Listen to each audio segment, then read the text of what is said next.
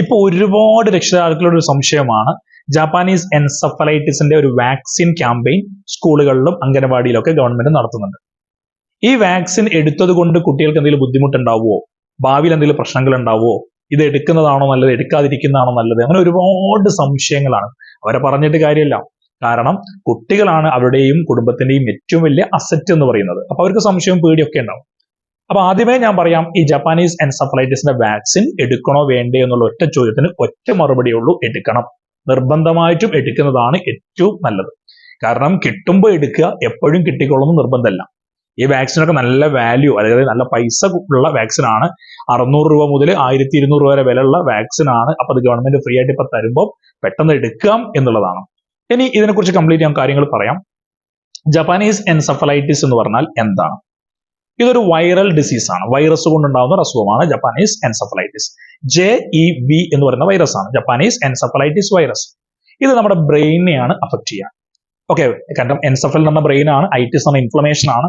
So encephalitis എന്ന inflammation of the brain, ബ്രെയിനിന് വരുന്ന inflammation ആണ്. ഓക്കെ ആണല്ലോ. അങ്ങനെ ബ്രെയിനിന് ഇൻഫ്ലമേഷൻ വന്നു കഴിഞ്ഞാൽ നമ്മുടെ ബ്രെയിൻ ആണല്ലോ നമ്മുടെ പ്രോസസിങ് യൂണിറ്റ്, CPU. നമ്മുടെ CPU എന്ന് പറയുന്ന ബ്രെയിൻ ആണ്. ആ ബ്രെയിൻ എന്തും സംഭവിക്കാം. കോമാ സ്റ്റേജിലേക്ക് പോവാം, പാരലൈസ്ഡിലേക്ക് പോവാം, അല്ലെങ്കിൽ നമ്മൾ ഡിസേബിൾഡ് ആവാം, ഏതെങ്കിലും വൈറ്റൽ ഓർഗൻസിനെ അഫക്ട് ചെയ്യാം, അല്ലെങ്കിൽ 30% ഡെത്തിലേക്ക് വരെ പോയിട്ട് ഡേഞ്ചറസ് ആയ രോഗമാണ്. ഒരു 50% ആളുകൾക്ക് പല പല ടൈപ്പ് ഡിസീസ് വരാറുണ്ട്.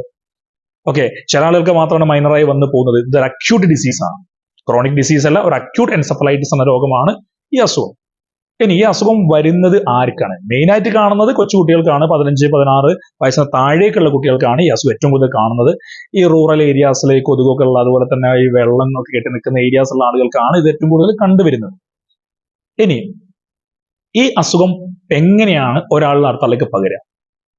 ഇത് പകരുന്നത് മെയിനായിട്ട് സ്പ്രെഡ് ത്രൂ മൊസ്കിറ്റോസ് ഉണ്ട്. ക്യൂലെക്സ് എന്ന മൊസ്കിറ്റോ ഉണ്ട്, ദേശാടന പക്ഷികളുണ്ട്, അതുപോലെ തന്നെ ചില പറവകളുണ്ട്, അതുപോലെ തന്നെ നമ്മൾ കുളക്കോഴി പോലുള്ള, കൊക്ക് പോലെയുള്ള ചില ചെറിയ ചെറിയ പക്ഷികൾ, ഓക്കെ, ബേർഡ്സുകൾ, നമ്മളൊക്കെ വയലിൽ കാണുന്ന ബേർഡ്സുകളൊക്കെ പറയാറുണ്ട്. അതുപോലെ പന്നികളിൽ ഉണ്ടാവാറുണ്ട്. അപ്പൊ ഇതിൽ കൂടെയൊക്കെയാണ് നമ്മുടെ നാട്ടിൽ ഈ അസുഖം ഏറ്റവും കൂടുതൽ സ്പ്രെഡ് ആയത്. ഇനി ഈ വാക്സിൻ ഇന്നോ ഇന്നലെ കണ്ടെത്തിയ വാക്സിൻ അല്ല. ഈ അസുഖവും ഇന്നോ ഇന്നലെ വന്ന അസുഖമല്ല. ഒരുപാട് വർഷങ്ങൾക്ക് മുന്നേ ഉണ്ടായ ഒരു അസുഖം. കേരളത്തിൽ തന്നെ എന്റെ ഊഹം ശരിയാണെങ്കിൽ 1996 കുട്ടനാട്ടിലൊക്കെ റിപ്പോർട്ട് ചെയ്തൊരു അസുഖമാണ് ഈ എൻസഫലൈറ്റിസ്. അതിനുശേഷം ഓരോ വർഷവും മാറി മാറി ഓരോ ഡിസ്ട്രിക്റ്റിൽ വരാറുണ്ട്. അപ്പോഴൊക്കെ നമ്മൾ ആവശ്യമുള്ളവർ എടുക്കാം, ഈ വാക്സിൻ ആവശ്യമുള്ളവർ എടുക്കാം എന്ന് പറഞ്ഞാൽ 600 രൂപയൊക്കെ ഈടാക്കിയിട്ടാണ് കൊടുത്തോണ്ടിരുന്നത്. ആർക്കാണോ ആവശ്യം, ആർക്കാണോ താല്പര്യമുള്ള അവർക്ക് എടുക്കുക എന്നുള്ളത്. പിന്നെ ഈ ട്രാവൽ ചെയ്യുന്ന ആൾക്കാരുണ്ടാവുമല്ലോ, ഈ ആലപ്പുഴ, കുട്ടനാട്, അതുപോലെ തന്നെ മറ്റുള്ള ഏഷ്യനിലെ പല പല ഏരിയാസിലൊക്കെ ട്രാവൽ ചെയ്യുന്ന പാസഞ്ചേഴ്സിനും ഈ വാക്സിന് എടുത്തിട്ടുണ്ട്.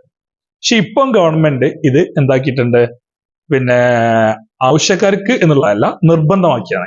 നാഷണൽ ഇമ്മ്യൂണൈസേഷൻ ഷെഡ്യൂളിലേക്ക് ഇത് ആഡ് ചെയ്യാൻ പോവാണ്. കാരണം ഒരുപാട് കുട്ടികൾ ഇത് റിപ്പോർട്ട് ചെയ്യുന്നുണ്ട്, ഒരുപാട് ഡെത്ത് റേറ്റും കാണിക്കുന്നു, മരണ റേറ്റും കാണിക്കുന്നുണ്ട്.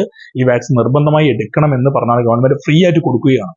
അപ്പൊ അത് മാക്സിമം പോയി യൂട്ടിലൈസ് ചെയ്യാന്നല്ലാതെ ഇതിനെക്കുറിച്ച് അറിയാതെ നമ്മൾ എടുക്കാതിരിക്കരുത്. മാക്സിമം പെട്ടെന്ന് യൂട്ടിലൈസ് ചെയ്ത് വേഗം എടുക്കുക എന്നുള്ളതാണ്. ഇനി ഈ വാക്സിന്റെ പ്രത്യേകത നിങ്ങൾക്കറിയാം, JE വാക്സിൻ ആണ്, അല്ലെങ്കിൽ ജാൻവാക് എന്ന് പറഞ്ഞ വാക്സിൻ ഉണ്ട്, അതിൽ SA-1414-2 എന്ന് പറഞ്ഞ വാക്സിൻ ഉണ്ട്.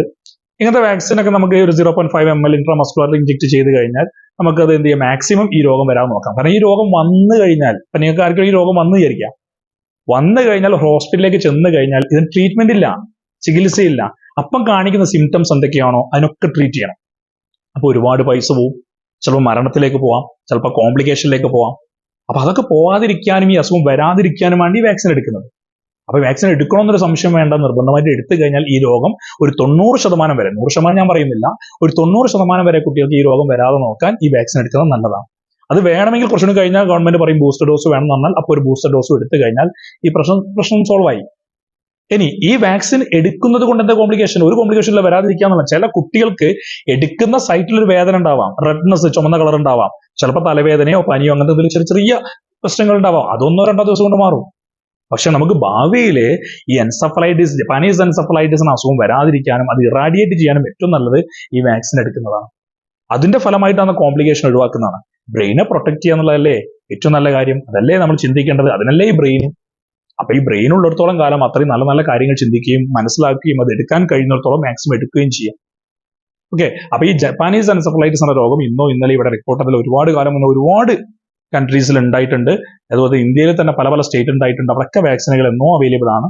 ഇപ്പൊ അത് കൂടുതൽ ഈ അസുഖത്തിന്റെ ഇൻസിഡന്റ് റേറ്റ് കൂടിയപ്പോൾ വാക്സിൻ നിർബന്ധമാക്കി എന്നേ ഉള്ളൂ. അതുകൊണ്ട് പ്രശ്നങ്ങളൊന്നും ഇതുവരെ റിപ്പോർട്ട് ചെയ്തില്ല. ധൈര്യമായിട്ട് ഈ വാക്സിൻ എടുക്കാം. So thank you for watching.